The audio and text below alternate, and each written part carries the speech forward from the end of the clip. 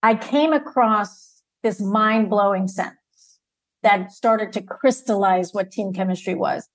No human is a functioning whole on his own. Each has open loops that only someone else can complete. What does that mean?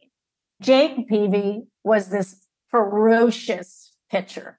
I asked him, I said, okay, Jake, you cannot get more than 100% because 100% is 100%. And he said, my teammates bring out a fight in me I can't willingly summon for myself. When I'm with these teammates who care so much, they're committed to each other, they're bonded with each other. That to me is really the foundation of team chemistry.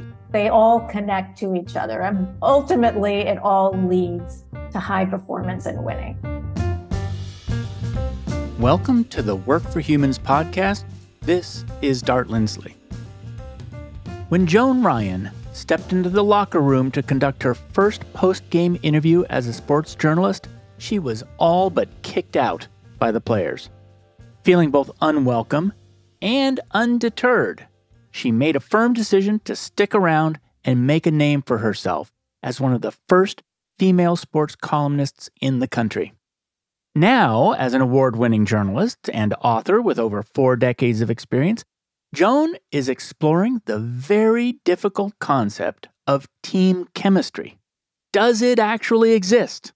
If so, how can we identify such an immeasurable concept? Joan's latest book, Intangibles, Unlocking the Science and Soul of Team Chemistry, shares what team chemistry really is, how to recognize it, and how to use it to elevate the performance of any group, from sports to business and beyond. In this episode, Joan and I discuss how to identify and use team chemistry to elevate performance, the neurophysiology of human connection, and the process of connecting with others through emotions versus through a shared goal. We also talk about the essential archetypes within team chemistry, chemistry versus skill when it comes to the likelihood of team success, using an intangible concept to create tangible results, and other topics. Okay, if you enjoy this episode, please continue to support Work for Humans by subscribing wherever you listen to podcasts. And now, my conversation with Joan Ryan. Joan Ryan, welcome to Work for Humans. Thanks, Dart. I just spent a lot of time with your book, Intangibles. And I'm going to read the whole title. It's Intangibles, Unlocking the Science and Soul of Team Chemistry. And I really believe you set out and achieved something incredibly ambitious here. And it's captured in the title, which is that so much of what makes teams successful or not successful is intangible. It's emergent. And I'm going to ask you about your journey because I wonder if you knew how hard it was going to be when you started. I'm going to come back to that. But I want to just say to you and to listeners why we're talking about this, which is that so many people that I talk to and I ask them what they love about work or what they want from work, they say they want to work with teams.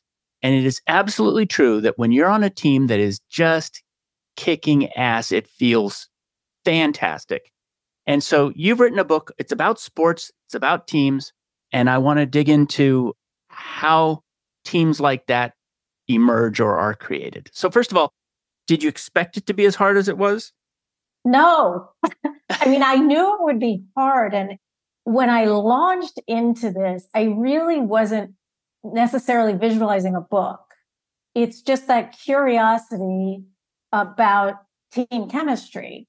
And it happened really in 2009 at the 20th anniversary of the Giants' 1989 team that got to the World Series. And anybody who watched it knows that we had the earthquake and all the rest of it. And so 20 years later, I go to the reunion outside of what's now Oracle Park in the parking lot. And I was really looking forward to seeing that team because I loved that team. I came to San Francisco in 85. And so this was, very shortly after that.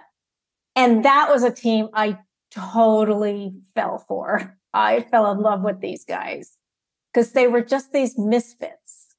And I go into the tent and I'm looking at these guys. And back in 89, even though they were misfits and they really, that team should have just fractured into shards. Instead, they openly loved each other. And I heard the words team chemistry as I walked through these guys and caught up with them.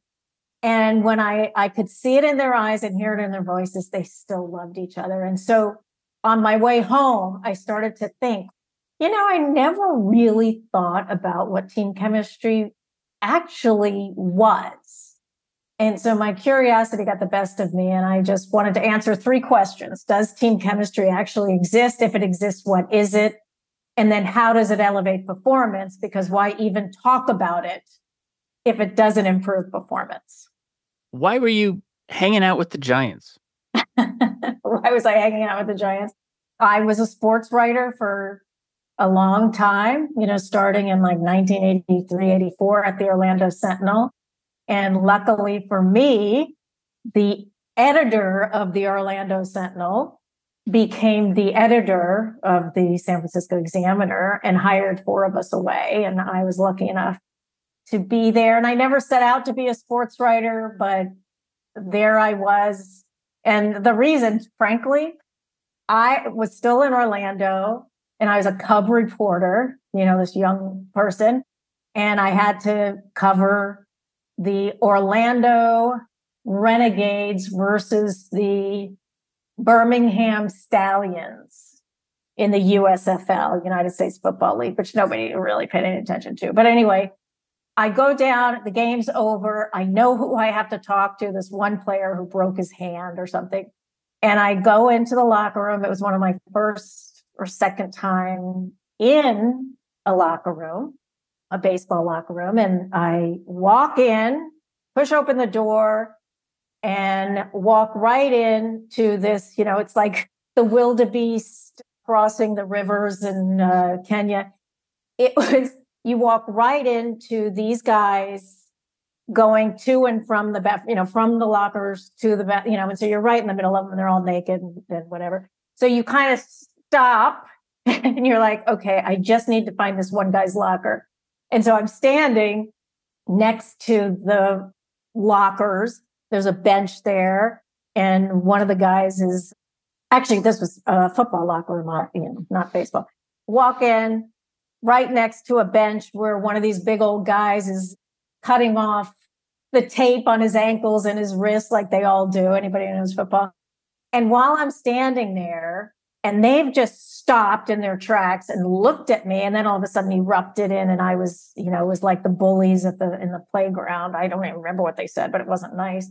And then I feel this thing going up my leg toward the hem of my skirt, and I look down, and it's this guy with the long-handled razor running it up my leg. Yes. So at that point, I stopped asking for that player that I needed and just like, okay, I've got to get the hell out of here.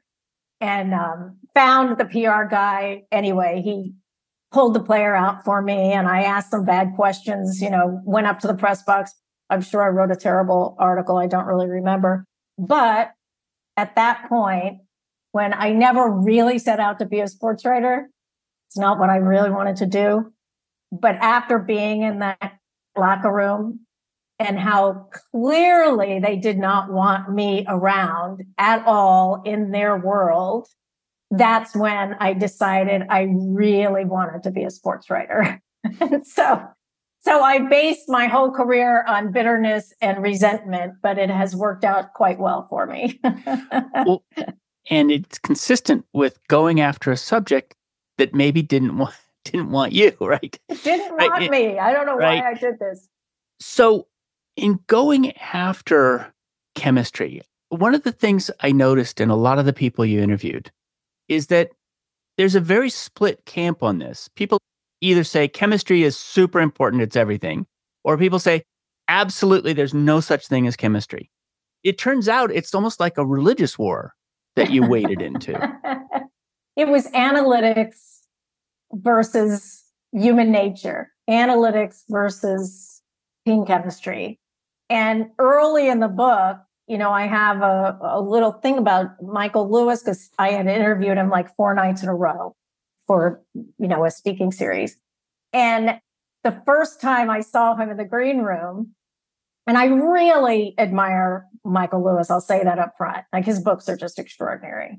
However, when I talked to him in the green room and I just introduced myself, we had this one person in common, a professor at UC Berkeley. And he says, well, how do you know him? And I said, well, he's advising me a little bit on this book that I'm writing. Oh, what are you writing about? And I said, team chemistry. And he says, doesn't exist, period. And I kind of was like, oh, that's kind of interesting. And what occurred to me is like, oh my gosh, he's such an analytics guy from the book Moneyball, all about stats and measurement and all of that. And I thought, well, that's really interesting that somebody as smart as Michael Lewis could think that a team could perform at its best only by analytics. Because I know all we have tons of analytics guys at the Giants, where I'm in my 16th year as their media advisor. It's really, really important and essential and to come up with the right strategies. But it's human beings that have to carry out that strategy. And it's mind-boggling to me that some really, really smart people like Michael Lewis just dismissed out of hand that team chemistry even exists, much less matters. A part of the reason, and this comes up over and over again in the book, not always directly, I'm going to put this in systems thinking a little bit, which is that the idea of a system is 100% defined by the atoms, by the single things in the system, as if they're completely independent. And that's reasonable for something like atomic particles, right? Which are themselves quite simple. But this is something I argue. Every person in a company, for instance, is bigger than the whole company in terms of the complexity of their mind. That the human brain is so complex that we have not been able to create a company that matches its complexity. And that's definitely true of a sports team, which is that the sport itself the rules are quite simple, right? Mm-hmm. But the complexity of each human inside it is larger than the whole system that they're in. So let's get into the first part of the book here, which is about essentially the neurophysiology of connection. You started exploring how people are connected. What did you find?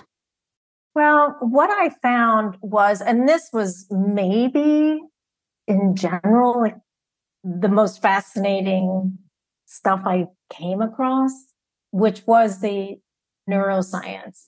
So our brains evolved over 3 million years. We have among the biggest brains, maybe the biggest brains proportionately with other animals in the animal kingdom, or at least primates. And our brains kept getting bigger and bigger and bigger over those 3 million years, quadrupled in size. And scientists came to understand that the brain got larger not to house our intellectual wiring. It was to accommodate all the growing social wiring. The social wiring was more important for our survival back then and today than our intellectual wiring.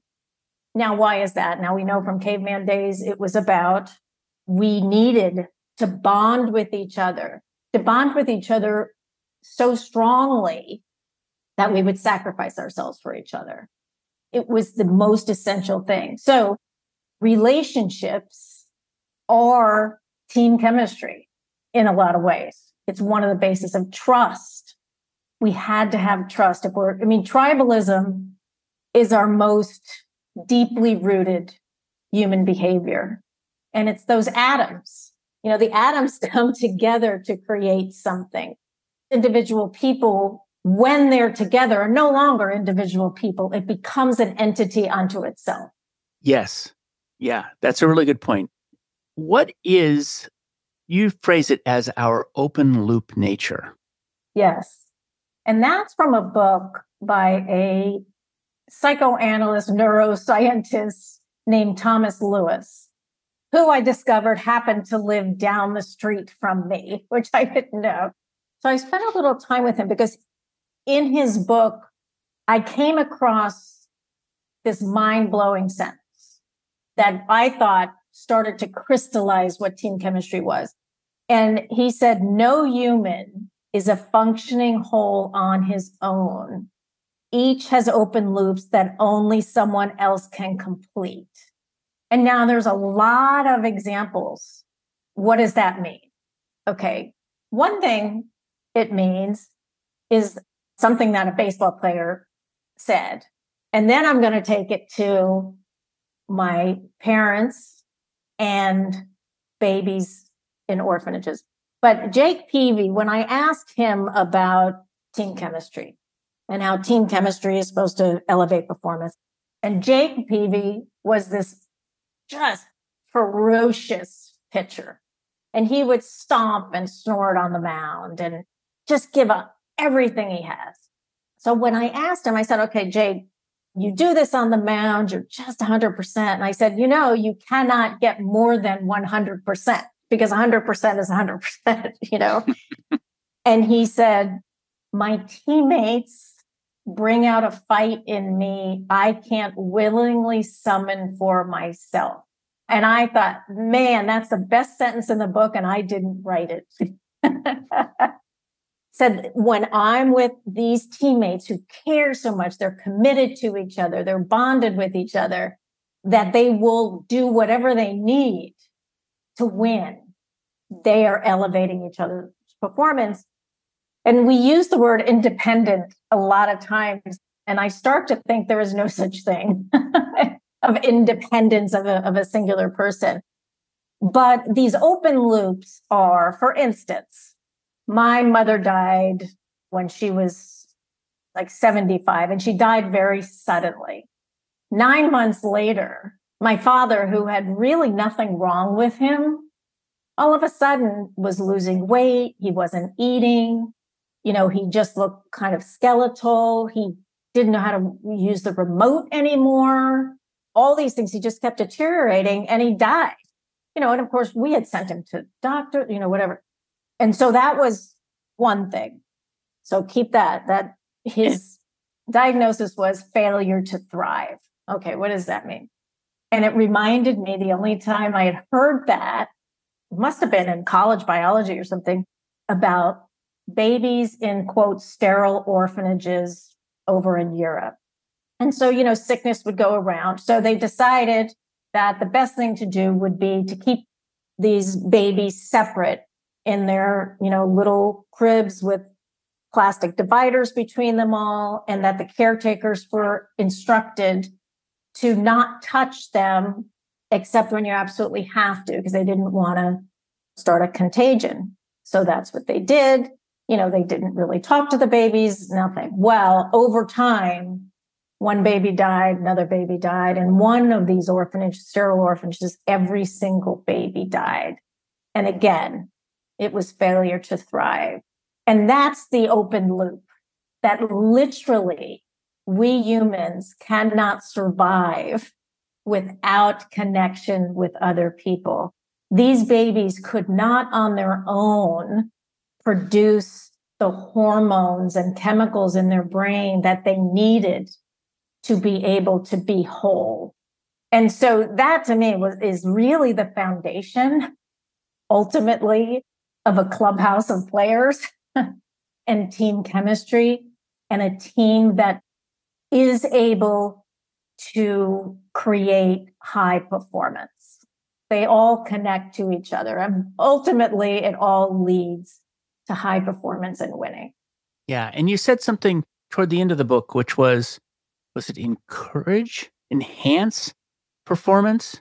Elevate performance. It elevates performance, which is to say that there needs to be the fundamental capabilities there in the first place to be elevated, but that the chemistry of the team can either potentially destroy or block that or enhance it. Yeah. And where I came to land on this was that team chemistry has only one function, and that is to elevate performance. And if it doesn't, if what you're calling team chemistry doesn't elevate performance, it's not team chemistry. It's camaraderie. A lot of people mix that all up. Oh, we go out to dinner together. We really super like one another. And it's like, that's great, but it's not team chemistry. You have to improve your performance in order for team chemistry to exist. You cite as one example, which I'd love to dig into. By the way, I don't follow sports. And so as a result, I have to look up everybody's name. Johnny Gomes.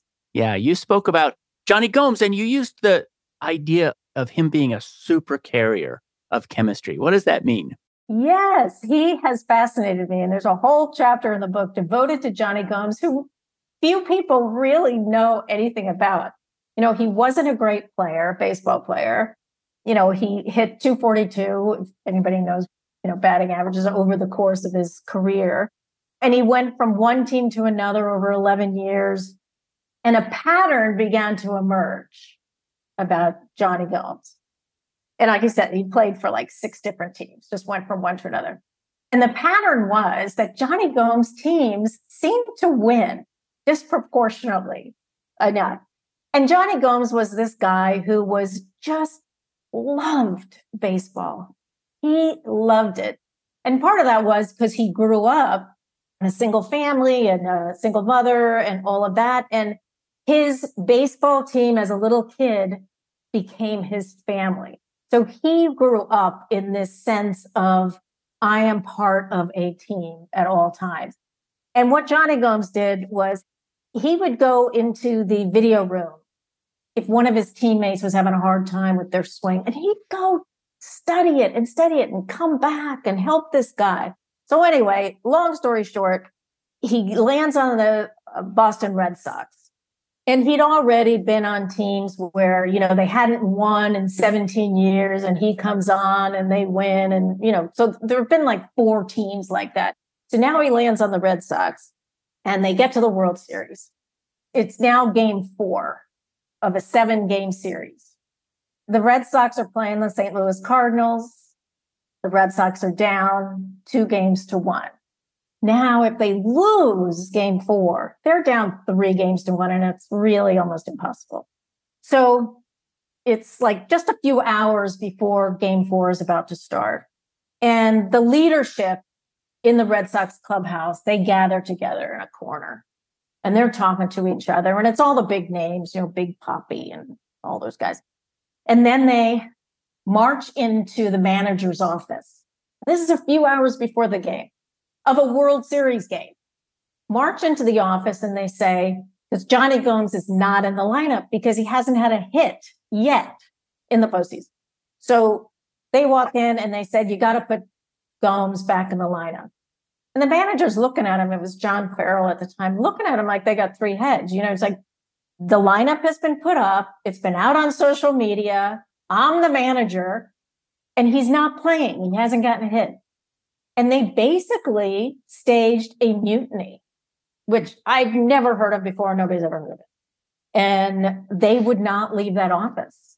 They believed so much that Johnny Gomes' presence on the field made them a better team that they wouldn't leave the office. So the manager finally said, all right, we're going to pull one guy out and put Johnny Gomes in.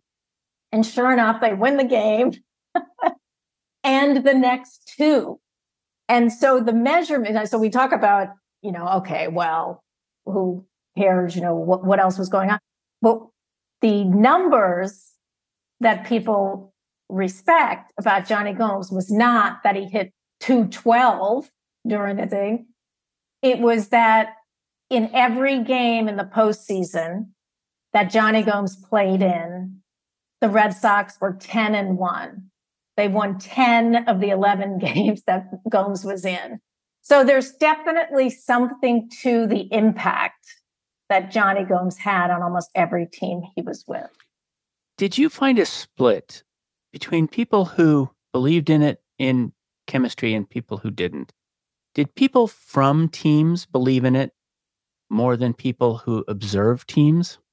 No, there were managers who didn't believe in team chemistry. You'd always get a player here and there that didn't believe in team chemistry. But mostly the people who didn't believe in team chemistry were the guys who were, and it was mostly guys, who really, really, really were focused on analytics. And if it couldn't be measured, it didn't exist. When, of course, again, that's just ridiculous, of course. It's like light still existed before we could measure the light waves and how they reached us. So it was just, the whole thing is just kind of ridiculous. And what I also found was that when managers like Jim Leland with the Pirates, he would say, team chemistry, doesn't exist. But then the longer I talked with him, the more he was describing team chemistry. He just didn't call it that. Are there sports where team chemistry might play a bigger role than others? First of all, I was thinking about a game like basketball, where people are so intertwined with each other and passing, and they almost have to be of one mind to really make that work. I mean, it's an unbelievable sport for that. And so it strikes me as one that's very collaborative as opposed to going to bat one at a time. On the other hand, going to bat is such a fine-tuned thing. It's so split second that I can also imagine that it's incredibly important there. And so did you find that some sports had more of a belief in chemistry than others, or more effect? I would say that every team, whether it's business or sports, that is chasing a specific goal, that have a shared goal, team chemistry has an impact. So given that, every team with a shared goal would want to have team chemistry. They don't all have it, but they want to have team chemistry. One of the reasons I hyper focused on baseball was the idea that if I could prove that team chemistry existed in baseball, then it surely exists on every team. Because baseball is like they're sitting in their own cubicles out on the field. They're not passing the ball as in soccer or basketball, rugby, all of those teams. So it doesn't seem like there's a lot of interconnection with baseball players. But what does happen, yes, the guy's out in left field or right field and all of that, and you're standing by yourself in that batter's box, but you're not by yourself. If you have a team, a culture of team chemistry in your clubhouse, when you step to the plate, you're bringing all of that with you. You're not alone. You're bringing everything that Johnny Gomes has instilled in you to believe in and to see what the pitcher is throw, all of those things. So what happens in the clubhouse actually really matters a lot. They build trust with each other. They bond with each other. And most important is that they commit to each other. They're not committing to that goal off at the end of the season, the World Series or, the NBA championship. A great team, a great chemistry team doesn't commit to the goal. They commit to each other, and that carries them to the goal. I'm going to read a couple of quotes from the book. The first one's from UCLA basketball coach John Wooden. He defined team chemistry: an eagerness to sacrifice personal glory for the welfare of the group as a whole. So where he says the welfare of the group as a whole, one of my questions was whether the dynamics of some sports damage that kind of thinking of themselves as a whole. I mean, one of the things I got from reading the book is just how not mercenary, but cutthroat trades are in baseball. I mean, how many times did Gomes get traded? He was traded like every couple of years because he wasn't batting that great. But every place that he went, the team would make it into the World Series, which was amazing. Or, similar, or at least reach a higher level than that team had ever reached. I suspect that statistically there's a possibility there of saying, what are the odds of that? The odds are infinitesimal that would happen. without some effect. Could happen, but be very unlikely. But the very nature of baseball is that if you are not individually batting at a certain level, it doesn't matter how well your team does. You're going to get cut. You're going to get traded. You're going to get sent to the minors, which happened to Gomes a couple of times. He got sent to the minors.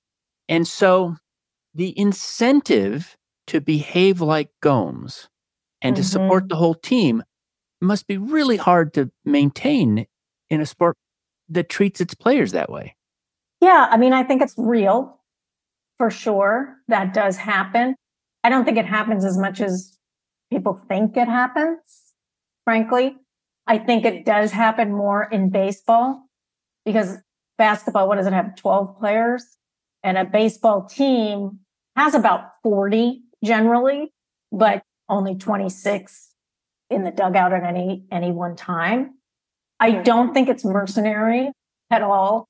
I think it's a team executives wanting to obviously field the best possible team to win that they can.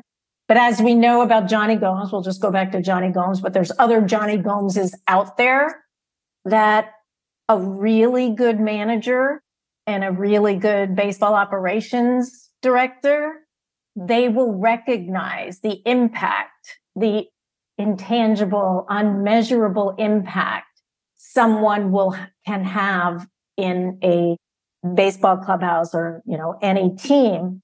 And part of that is obviously, the impact that they have on each other. And I know that you saw this in the book, these archetype characters, these 7 archetypes that I identified. And one of them is the sage. So it's an older player, it's a veteran who is past his best years. So he's not necessarily out there to hit home runs, but boy, is he there giving guidance and advice and encouragement to the rest of the team. He's the grandpa, he says, hey, come on over here. Yeah, I screwed up like that too. It's not fatal. You're great. You're amazing. You're just the guy we need.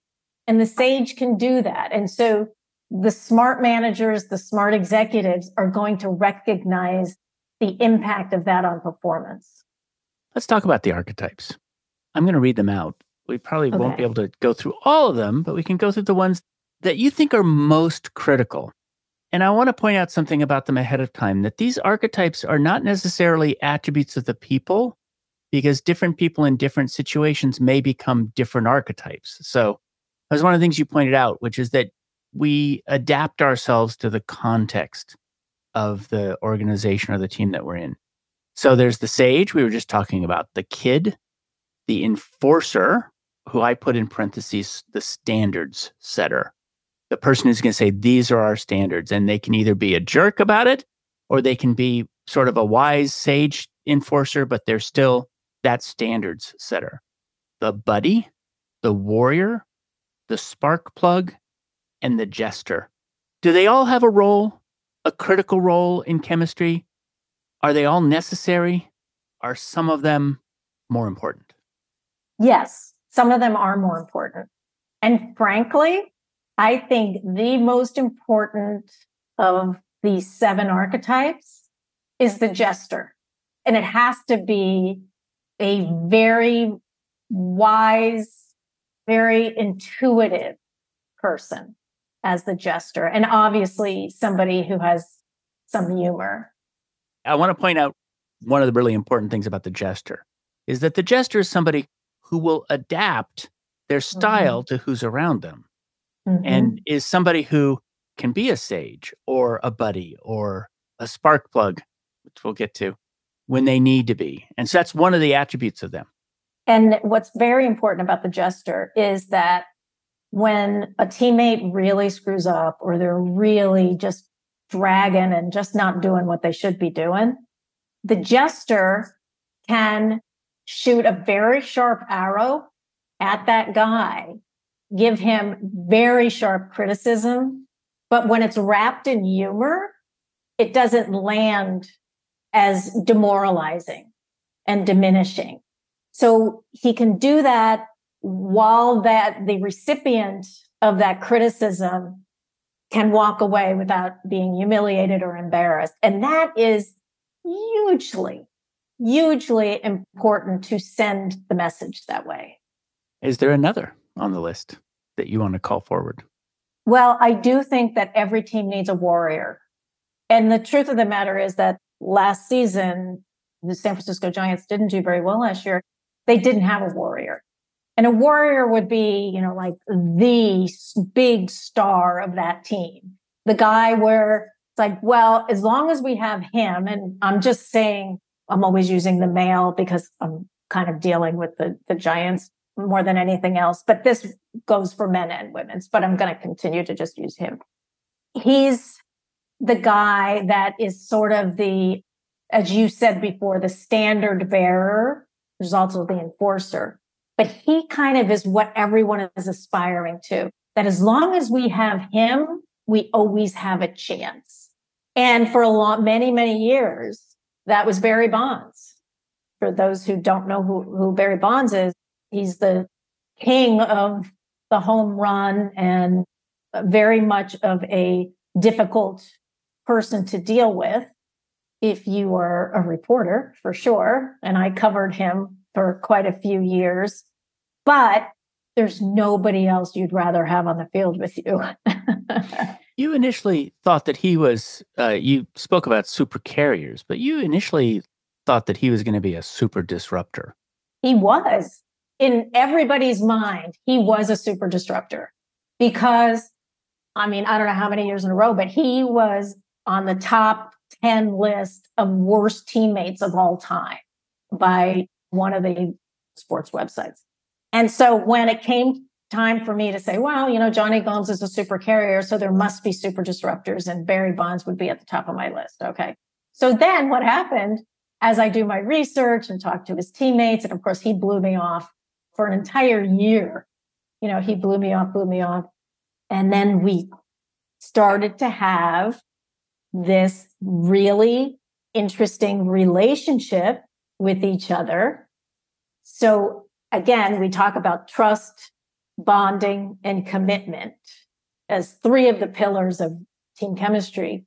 And over that year, it was just building trust with Barry Bonds bit by bit by bit by bit. And once I got there and we could have real conversations, I came to realize, oh, okay, there's different kinds of chemistry. Barry Bonds actually had great chemistry, which I never would have thought, but it wasn't social emotional chemistry. Like most of us, 99% of us walking the earth respond to social emotional chemistry. What he responded to was task chemistry. So when he was on the field, he was the best teammate you'd ever want.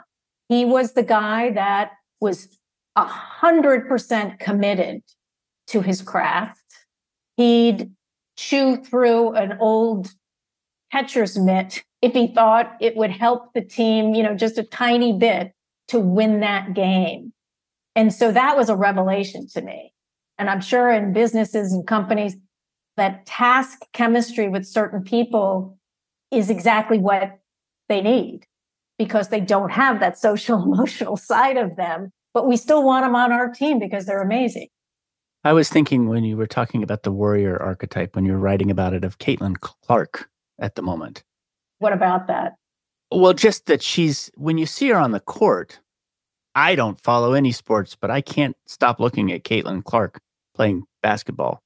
When she's on the court, well, the team definitely knows it has a chance, but also she changes the whole dynamic of the court, in part because she's such a threat that she opens up the whole court for everybody else.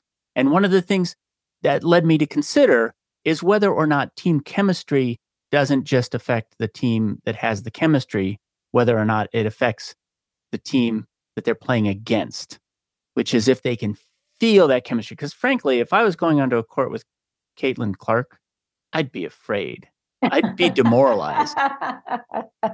You know what? I don't know. I've never thought about it through that lens. However, Would Caitlin Clark be the warrior on that team? That's what I think. And being the warrior doesn't mean that you have to be a jerk. I don't have any impression that she is.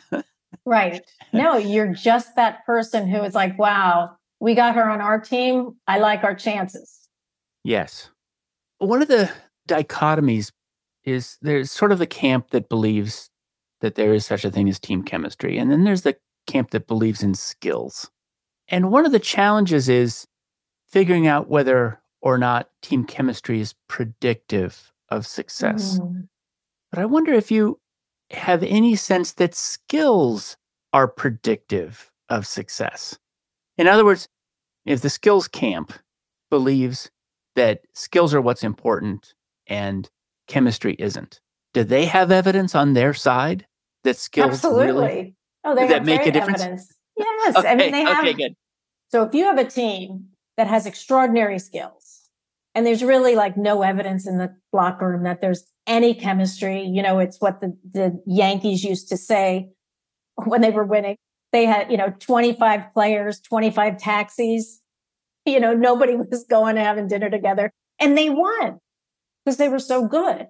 However, after I did all this research on Barry Bonds and the task chemistry, I would bet, now I wasn't watching the Yankees back in the day when they would fight in the dugout, or the Oakland A's when they would fight in the dugout. And how could that be team chemistry? But it was task chemistry. And I would bet my salary on the fact that when they were out on the field, they had each other's backs 100%, because every single one out there, they want to win. Now, you can have, and there have been examples. One of them was, I forget what year it was, with the dream team, the basketball dream team. The men's basketball dream team won every Olympics except one. And it was the one where they had too many warriors.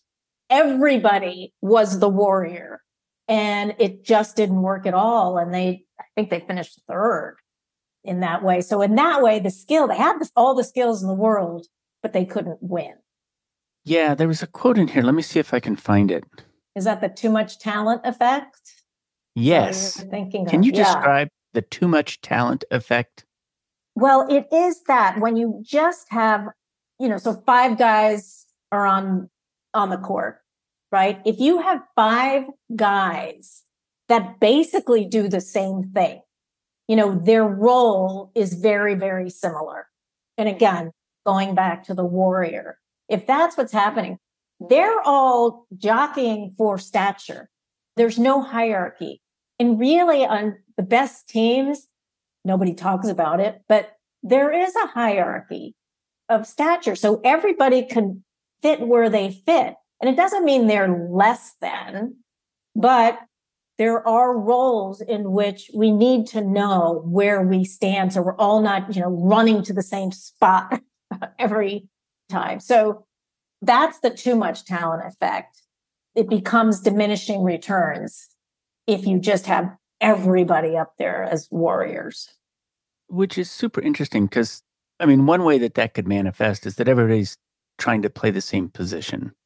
And that was not the case. They had positions. There was one center, and they had defined roles, but their chemistry wasn't right. Mm-hmm. Their chemistry wasn't right. And that's leadership too. Obviously, you have a manager or a coach who's a leader, but every single person on a team needs to be a leader in what their role is. And it requires everybody's best, obviously, to win. And especially if you're in the Olympics or going into the World Series, every person in there, and it's like in business, right?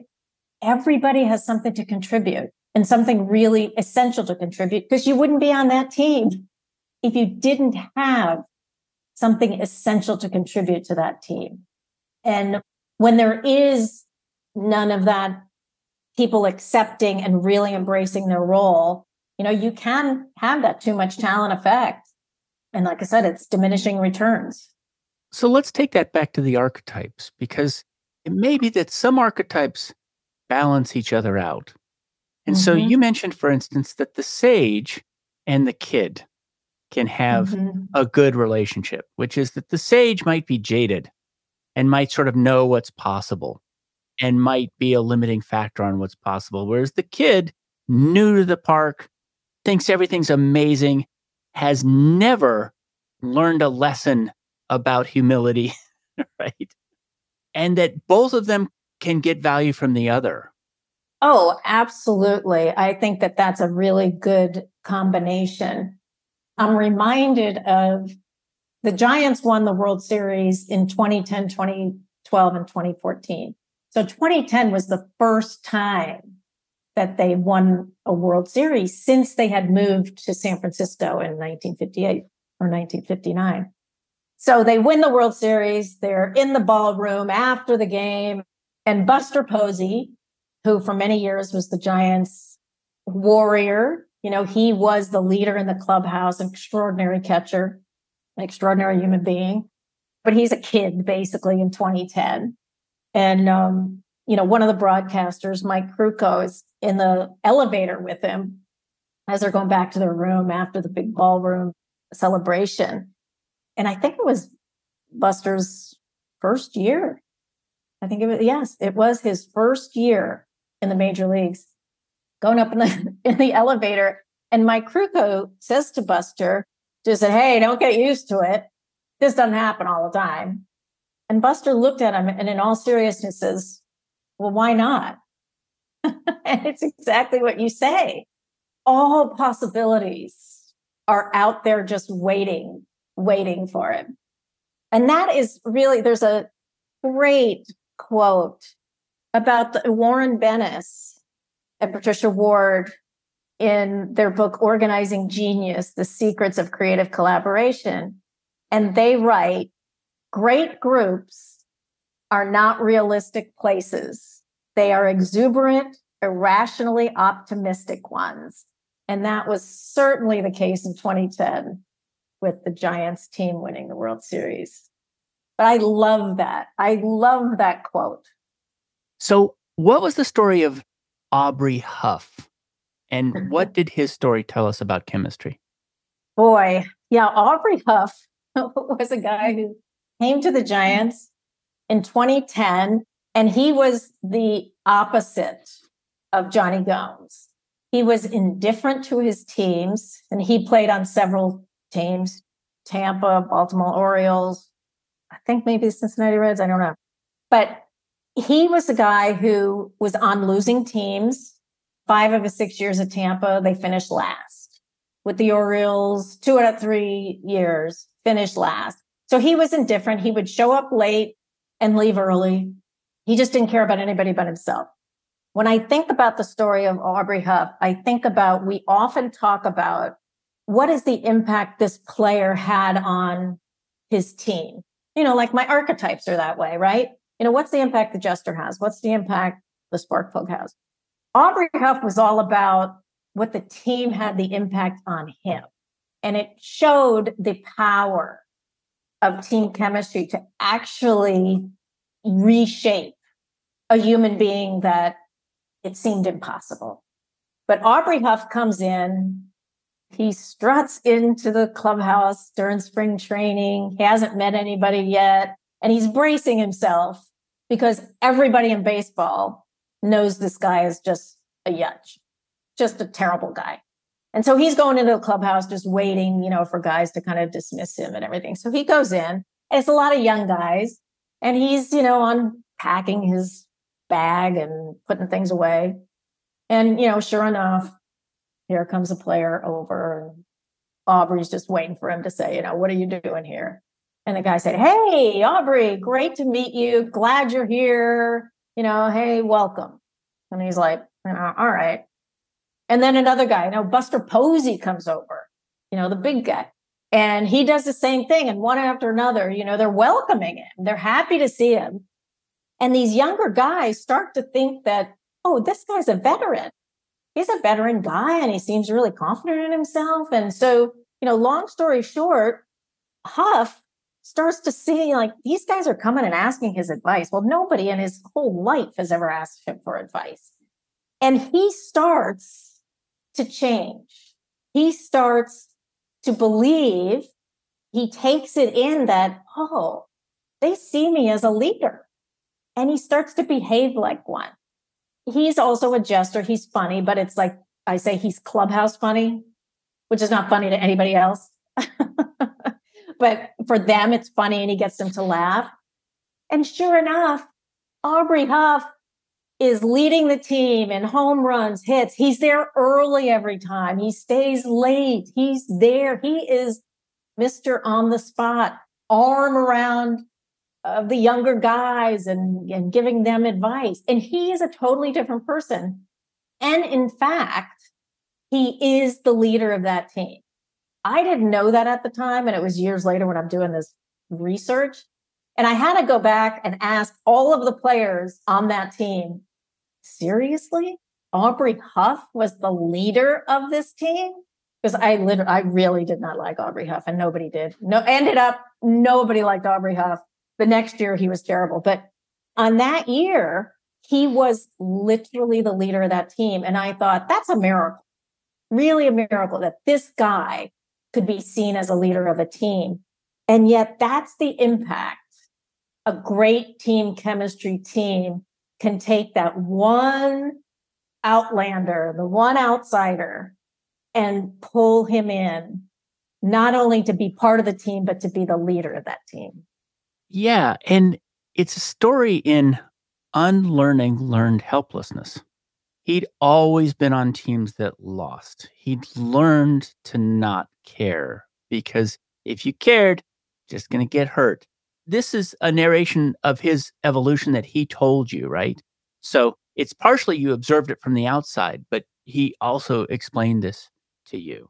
And it's very interesting because I've worked with people who were absolutely stunningly incredible in one context and in another context weren't. And I really have not been able to figure out exactly how that worked.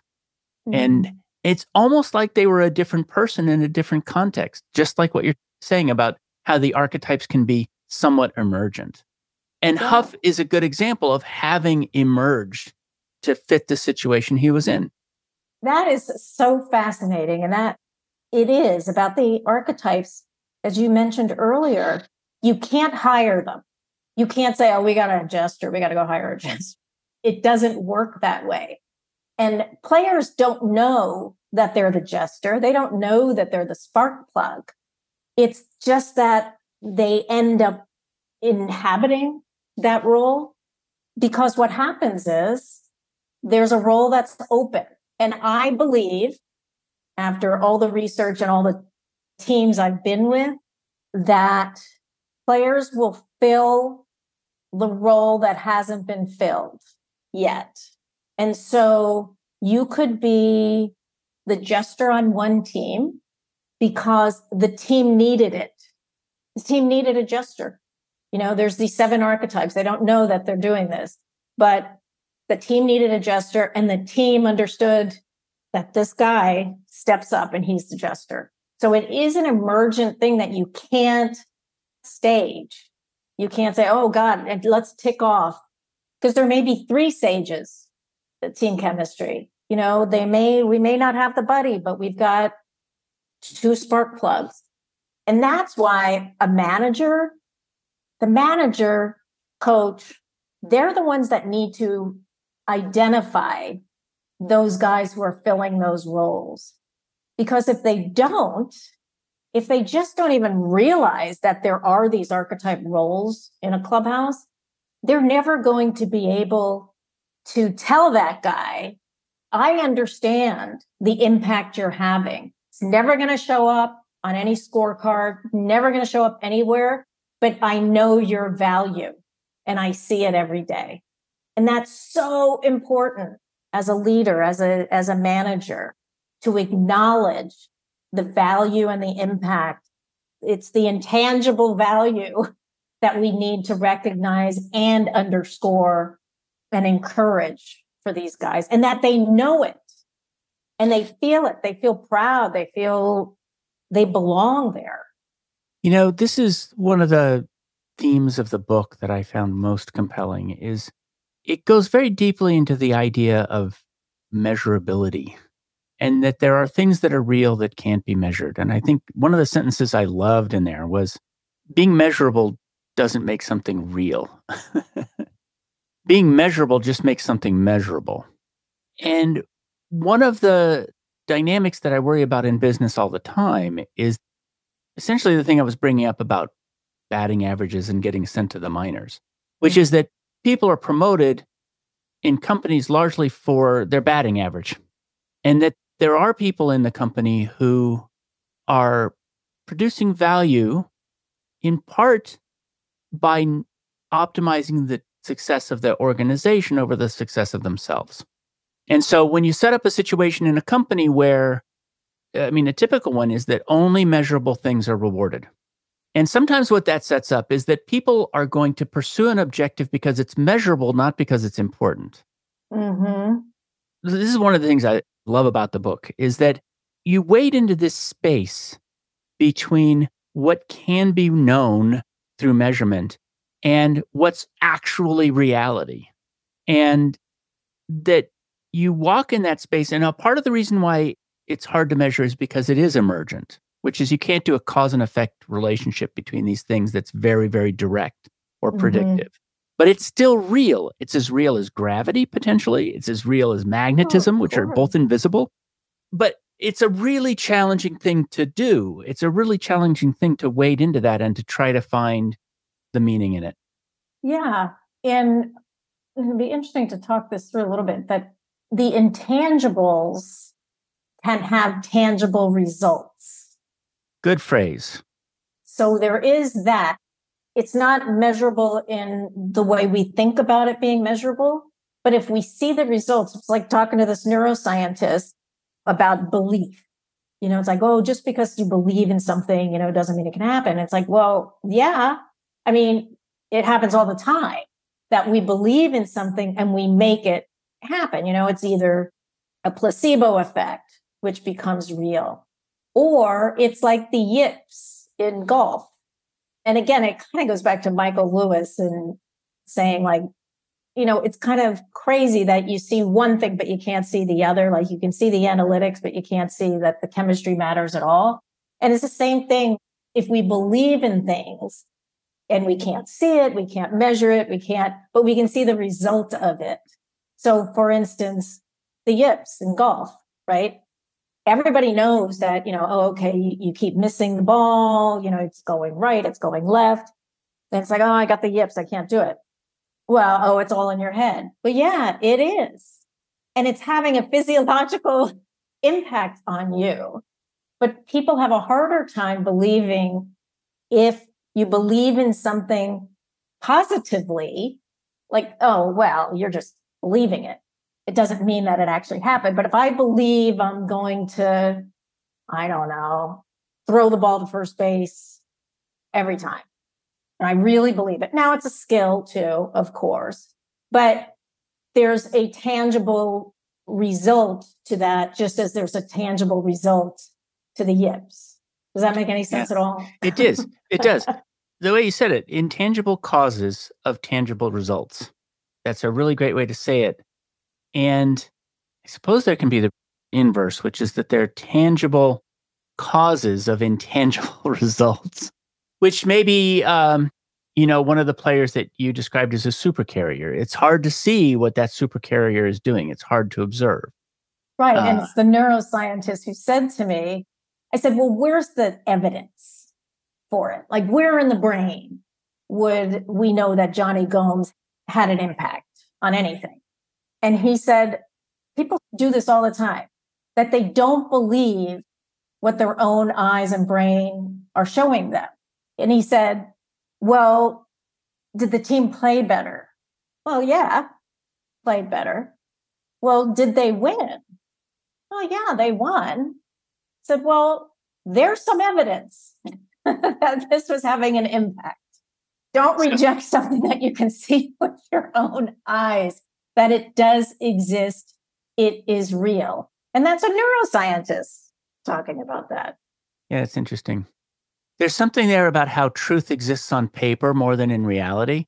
Like if I can't get it to show up on paper as a number, it can't exist in reality. There's something there that's really incredibly Western, among other things. This is a question I ask every person who comes on the show, which is, what job do you hire your job to do for you? Oh, what do I hire my job to do for me? To be able to follow my curiosity. And that, doing the research was just such a joy, like every single day, to just say, oh, well, what about this? And then that led to that. And so that was the wonderful part of my job of writing that book. No. It wasn't, it wasn't the joy of writing the book. It was the joy of researching the book.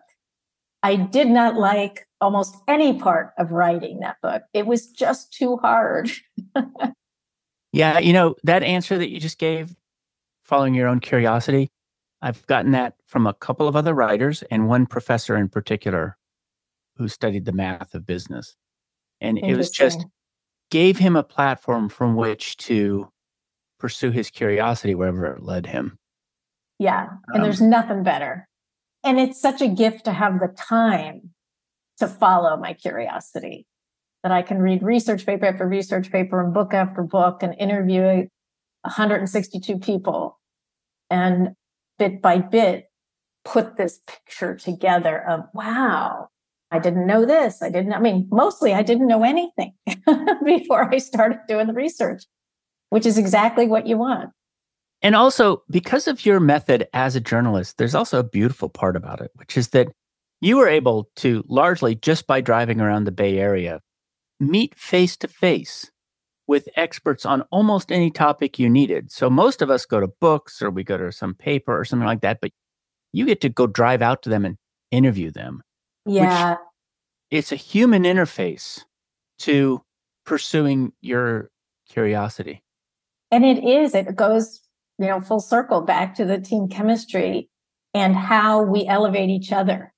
So by interviewing somebody in person, and even here, we're not in person, but we kind of are.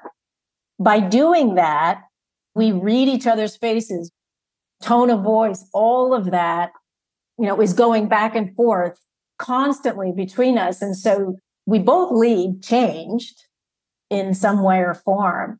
And that's our own individual chemistry, bit by bit. Hopefully it is elevating each other and not doing the opposite. That's what I've learned about podcasting, by the way, because I am doing that sort of curiosity research where I explore things by talking to people. It's such a great way to move in the world. It is. And you're very good at it. And it is a pleasure to talk to somebody who's read the book very carefully. And you're stimulating my brain, because this book came out 4 years ago. I'm not right on top of everything. And you dove into all the interesting parts. And I really enjoy that. And I really recognize the challenge of writing it. I really do. I think it's a very hard thing to have attempted. And it reads beautifully, by the way. And I don't want to give you a complex about the next thing you write where it has to be beautiful. But it really does. It reads beautifully. That's really nice. It's very, very nice of you to say, especially since I have vowed never to write another book. Because that one took me 10 years. It was a struggle. And one of the things, and I don't know if I said this to you before, but one of the things I finally, I'm 5 or 6 years in, and I'm sitting in my sparse little office, not this little office. I had a worse sparse office. I had a desk and a chair and a lamp.